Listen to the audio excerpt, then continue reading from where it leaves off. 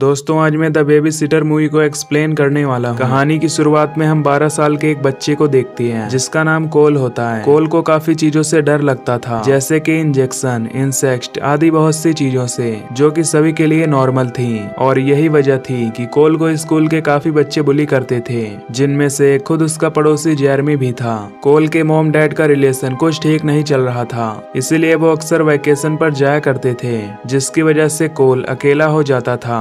और इसीलिए उसके पेरेंट्स ने कोल के लिए एक बेबी सिटर ढूंढ रखा था जिसका नाम बी था। बी और कोल काफी अच्छे दोस्त थे, लेकिन बी के अलावा कोल की एक अच्छी क्लास फ्रेंड भी थी जिसका नाम मेलेनी था, और वो भी उसकी पड़ोसी थी। अब ऐसे ही एक बार कोल के पेरेंट्स बाहर जा रहे थे और बी को कोल का ख्याल रखना था। अगले दिन जब कोल स्कूल जा रहा था तो मेलेनी उससे कहती है कि बेबी सिटर रात में बच्चों को सुलाकर अपने बॉयफ्रेंड या गर्लफ्रेंड को घर बुलाती हैं ताकि उनके साथ फिजिकल एंजॉय कर सकें। इस बात पर कोल डिसाइड करता है कि आज रात वो जग कर बी पर नजर रखेगा। अब कोल बेबी सिटर को काफी लाइक करता था, इसलिए वो नहीं चाहता था कि कोई दूसरा आकर उसके साथ रिलेशन बनाए। अब घर आने के बाद कोल बी के साथ खेलता है और उसके साथ डांस करता है। अब ये दोनों साथ में डिनर करके मूवी देखते हैं। फिर जब रात के 11 बज जाते हैं तो कोल के सोने का टाइम आ जाता है। तभी सोने से पहले कोल मेलेनी से चैट करता है। मेलेनी उसे याद दिलाती है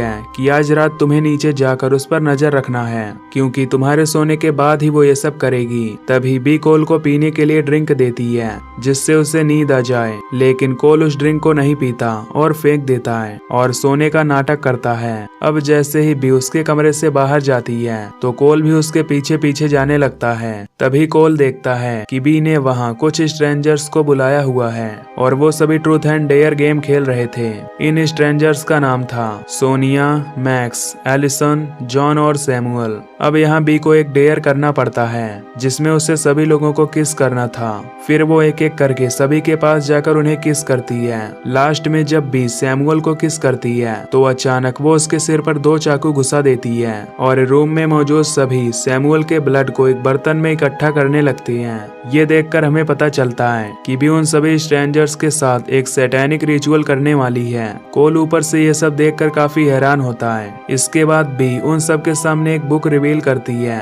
बी कहती है कि ये एकमात्र ऐसी बुक है जो कहीं भी नहीं मिलेगी, यानी कि एक इकलौती बुक है। अब बी उस बुक में कुछ लाइन पढ़ती है जिसमें लिखा होता है कि इस किताब के एक वर्ष को पढ़ते वक्त उसे बलि दी गई आदमी के ब्लड को इस बुक पर डालना होगा। ऐसा करने से इस कमरे में मौजूद सभी लोगों की कोई एक इच्छा पूरी हो जाएगी, लेकिन इस पूरे प्रोसेस को कंप्लीट करने के लिए उन्हें एक मासूम बच्चे का भी खून चाहिए होगा, और वो मासूम बच्चा कोल ही होने वाला था। इधर कोल ये सब बातें सुनकर काफी डर जाता है और जल्दी से भागकर अपने रूम में जाता है और 991 पर कॉल करता है और फिर वहीं सोने का नाटक करने लगता है। कुछ देर बाद वहां बी अपने दोस्तों के साथ आती है और एक इंजेक्शन के जरिए कोल का कुछ ब्लड बाहर निकालती है। कोल सिरिंज से काफी डर रहा होता है, लेकिन फिर भी वो उन सब के सामने सोने की एक्टिंग करता है। दरअसल बी ने कोल के ड्रिंक में कुछ दवाई मिला दी थी ताकि कोल 8 घंटे के लिए सोता रहे, लेकिन क्योंकि कोल ने ड्रिंक पिया ही नहीं था इसलिए वो अभी जग रहा होता है। खैर ब्लड लेने के बाद बी सभी के साथ नीचे चली जाती है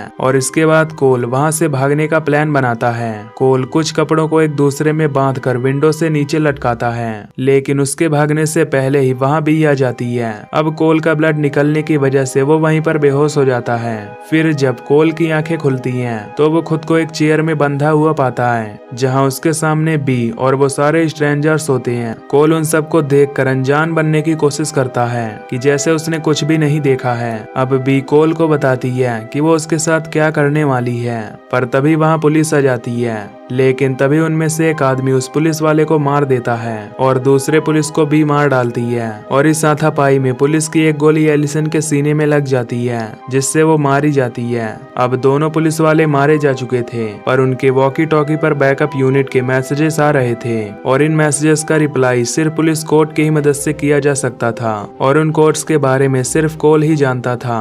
फिर भी कोल को धमकाते हुए वो कोड्स लेती है और मैक्स उस कोड से वॉकी टॉकी पर ये मैसेज पहुंचाता है कि यहाँ पर सब कुछ ठीक है। ये सब देखकर कोल अपनी रस्सी काटकर किसी तरह से वापस से ऊपर वाले कमरे में जाता है और जॉन उसका पीछा करने लगता है, पर तभी उसका पैर सीढ़ियों से स्लिप कर जाता है और उसका सिर नीचे एक नुकीली चीज से टकराता है और वो वहीं पर बुरी तरह मारा जाता है। इधर कोल अपने रूम में जाकर उन्हीं कपड़ों की मदद से विंडो से नीचे आने लगता है। तभी मैक्स उसे पकड़ने के लिए आ जाता है, लेकिन कोल किसी तरह विंडो से नीचे उतर जाता है। नीचे आने के बाद कोल अपने घर के नीचे वाले बेसमेंट में जाकर छिप जाता है, जहाँ पर बहुत सारी चींटियां होती हैं, पर कोल यहाँ भी अपने डर पर कंट्रोल कर लेता है। सोनिया कोल को ढूंढते हुए वहाँ पहुँच जाती है और बेसमेंट के अंदर जाकर उसे ढूंढने लगती है। तभी कोल उसके तरफ फायर रॉकेट छोड़ता है, लेकिन सोनिया किसी तरह उस रॉकेट से बच जाती है। लेकिन कोल बड़े ही चालाकी से सोनिया को वहीं पर लॉक कर देता है और उस पर बग स्प्रे छिड़क देता है। अब आग और उस स्प्रे के आपस में मिलने से एक जोरदार ब्लास्ट होता है, जिसमें सोनिया भी बुरी तरह मारी जाती है।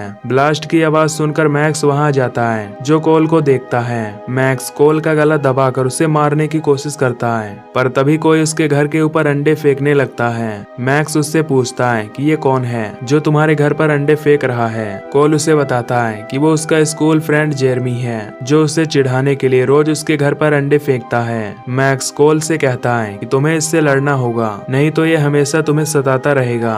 ये सुनकर कोल जेरमी से लड़ने के लिए उसके पास जाता है, पर जेरमी उसे पीटकर यहाँ से चला जाता है। कोल को हारा हुआ देखकर मैक्स उसके पास जाता है और उसे जान से मारने का प्लान बनाता है। ये सब देखकर कोल एक ट्री हाउस पर चढ़ जाता है। मैक्स भी वहाँ आने लगता है। तभी वो दोनों ट्री हाउस से नीचे कूदते हैं, पर इस बीच एक रस्सी मैक्स के गले में जा फंसती है, जिससे मैक्स को फांसी लग जाती है और उसकी मौत हो जाती है। तभी भी उस पर शॉट गन से गोली चलाने लगती है।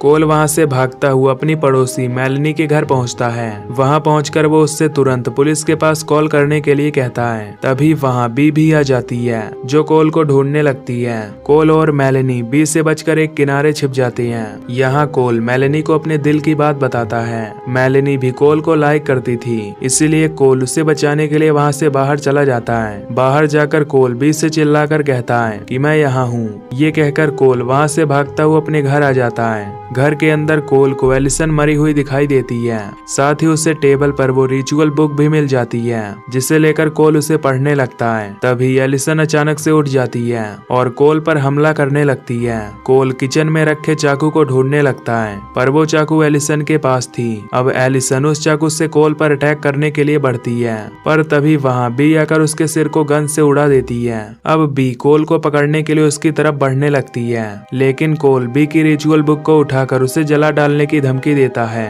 अब क्योंकि ये बुक सिंगल थी, इसीलिए बी कोल को न मारने के लिए तैयार हो जाती है। फिर कोल बी से पूछता है कि तुम मुझे क्यों मारना चाहती हो। इस पर बी कहती है कि उसने रिचुअल के समय शैतान को एक बच्चे की बलि देने का वादा किया है, जिसके बदले में उसे वो सब कुछ मिलेगा जो उसे चाहिए। यहाँ हमें ये भी पता चलता है कि बी ने इस रिचुअल को पहले भी कई बार कर रखा है और कोल पहला इनोसेंट बच्चा नहीं है जिसको बी ने इस रिचुअल में फंसाया है। बी कहती है कि अगर तुम पुलिस को बुलाकर उनसे ये कहो कि बाकी लोग कातिल थे और बी बस उसे बचाने में मदद कर रही थी, तो मैं तुम्हें जिंदा छोड़कर इस शहर से चली जाऊंगी। पर कोल गुस्से में उस बुक में आग लगा देता है। बी उस आग को बुझाने की कोशिश करती है और कोल वहाँ से बाहर आता है। बाहर आकर कोल मेलनी के डैड की गाड़ी चुरा कर तेजी से सीधा उसे अपने घर में ठोक देता है, जिससे बी गाड़ी के नीचे दब जाती है और बी के न चाहते हुए भी वो बुरी तरह मारी जाती है। अब कुछ देर बाद यहाँ कोल के पेरेंट्स और पुलिस भी आ जाती है, जिसके बाद यहाँ सब कुछ नॉर्मल हो जाता है। कोल और मेलनी दोनों साथ मिलकर काफी खुश होते हैं। साथ ही कोल ने ये प्रूफ कर दिया होता है कि उसने अब अपने डर पर कंट्रोल कर लिया है, इसीलिए अब उसे किसी बेबी सिटर की जरूरत नहीं है।